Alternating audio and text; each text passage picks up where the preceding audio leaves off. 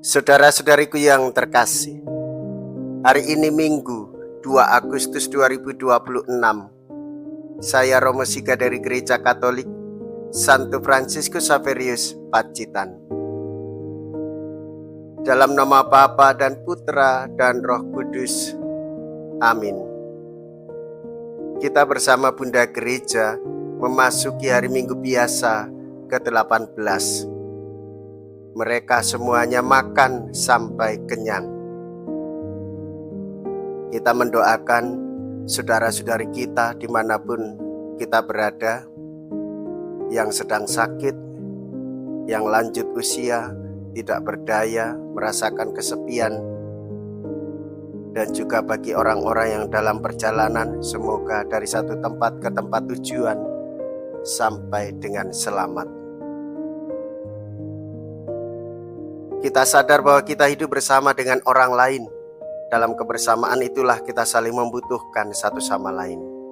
Dalam kondisi itu, kerelaan hati menjadi kata kunci untuk menumbuhkan kebersamaan.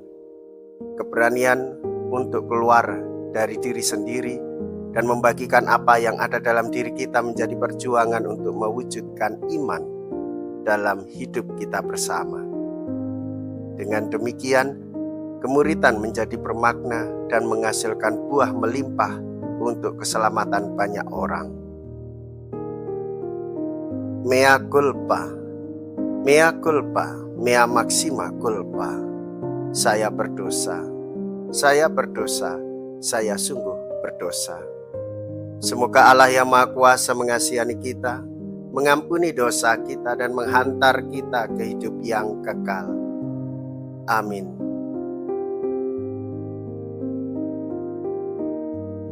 Marilah kita berdoa.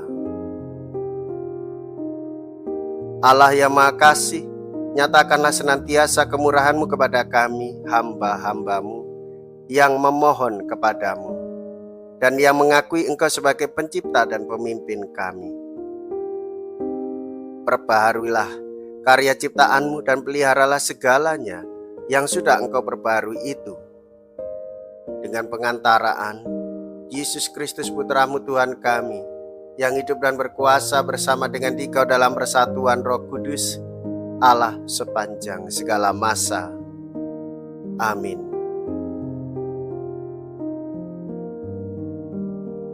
Tuhan bersamamu dan bersama roh-Mu. Inilah Injil suci menurut Matius. Dimuliakanlah Tuhan. Matius bab 14 ayat 13 sampai dengan ayat 21. Sekali peristiwa, setelah mendengar berita pembunuhan Yohanes Pembaptis, menyingkirlah Yesus. Dengan naik perahu, ia bermaksud mengasingkan diri ke tempat yang sunyi. Tetapi orang banyak mendengarnya dan mengikuti dia dengan mengambil jalan darat dari kota-kota mereka. Ketika Yesus mendarat, ia melihat orang banyak yang besar jumlahnya. Maka tergeraklah hatinya oleh belas kasihan kepada mereka, dan ia menyembuhkan mereka yang sakit. Menjelang malam, murid-muridnya datang kepada Yesus dan berkata, "Tempat ini sunyi dan hari sudah mulai malam. Suruhlah orang banyak itu pergi supaya mereka dapat membeli makanan di desa-desa." Tetapi Yesus berkata kepada mereka, "Tidak perlu mereka pergi. Kamu harus memberi mereka makan." Jawab mereka, "Pada kami hanya ada 5 buah roti dan 2 ekor ikan." Yesus berkata, "Bawalah kemari." Lalu disuruhnya orang banyak itu duduk di rumput. Setelah itu diambilnya 5 roti dan 2 ikan itu. Sambil menengadah ke langit diucapkannya doa berkat. Dibagi-baginya roti itu dan diberikannya kepada murid-muridnya. Para murid lalu membagi-bagikannya kepada orang banyak. Mereka semua makan sampai kenyang. Kemudian potongan-potongan roti yang sisa dikumpulkan. Ada 12 bakul penuh. Yang turut makan kira-kira 5.000 orang pria, tidak termasuk perempuan dan anak-anak. Demikianlah sabda Tuhan. Terpujilah Kristus.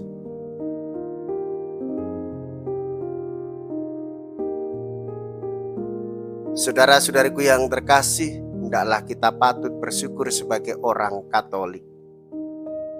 Kita mendengarkan bagaimana Tuhan Yesus menunjukkan belas kasih bagi orang-orang yang ada di sekitarnya. Orang datang sakit, Ia sembuhkan.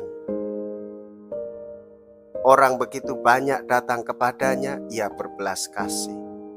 Bahkan Yesus memberikan mereka semua makan sampai sisa berlimpah-limpah. Saudara-saudariku yang terkasih, kita menyadari bahwa betapa sesuatu yang kita berikan kepada Tuhan, Tuhan akan melipat gandakannya, sehingga kebutuhan kita tercukupi dan tidak kekurangan. Oleh sebab itu, sebagai orang beriman, hendaklah kita selalu menyadari bahwa kita selalu butuh Tuhan untuk campur tangan atas hidup kita, dan kita mengucap syukur dengan merayakan Ekaristi. Apa yang dilakukan oleh Tuhan Yesus mengingatkan kita untuk selalu bersyukur pada tindakan Yesus yang merayakan Ekaristi. Yesuslah sumber kekuatan kita. Tindakan Yesus mengambil roti, mengucap berkat, memecah-mecahkan roti dan memberikannya merupakan kerinduan kita terus-menerus dan harus kita kenangkan, dan Dia sungguh hadir dalam perayaan Ekaristi.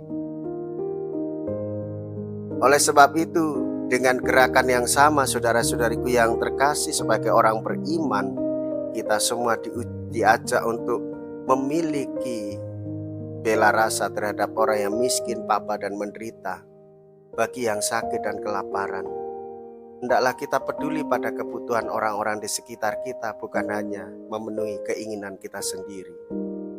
Dengan semakin terus-menerus merayakan Ekaristi, kita semakin menyadari bahwa kita patut bersyukur. Kita semakin menyadari kita harus selalu peduli pada orang-orang di sekitar kita. Hendaklah jiwa ketaatan kepada Tuhan Yesus mengalir pada kepedulian bagi sesama. Marilah kita berdoa. Allah Bapa yang Maha Kasih, Engkau telah menyegarkan kami dengan santapan surgawi.